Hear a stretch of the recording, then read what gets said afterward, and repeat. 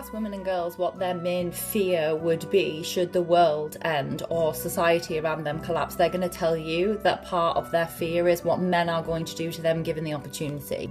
And I think part of that is because women are walking around with the knowledge that what stops a lot of men from doing awful things to them is the idea that there might be a repercussion for them, for the man, if they were to be caught and found out, that society would know that they had done this thing, would judge them, that they would go to jail, like whatever.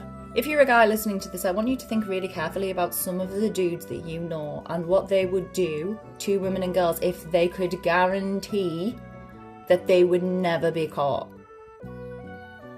There's a really poignant scene in The Walking Dead where one of the male characters says something like, if these guys find us, our men are going to be dead and our women are going to wish that they were. And as a former humanitarian aid worker, I was warned about this all the time. I was warned, like, if you go there and you are taken, they will kill the men, but what they will do to you is going to be so much worse. And also, as a humanitarian aid worker, I have been to countries and spoken to people who witnessed society collapse and the chaos around that because of like extreme weather events or natural phenomenon or even civil war. And the one thing that every one of those scenarios had was women and girls being raped and sexually assaulted. I went to Haiti in 2010 after the earthquake, and I also went to Pakistan after a flood happened in the same year. And in both countries, I spoke to women who were raped or sexually assaulted by men within the chaos, because men seized their opportunity to do something to these women and girls, knowing that it was highly unlikely, because it was chaotic, that they were going to be caught and held accountable for those actions. And the same thing happened when I went to Jordan a few years ago to speak to Syrian refugees.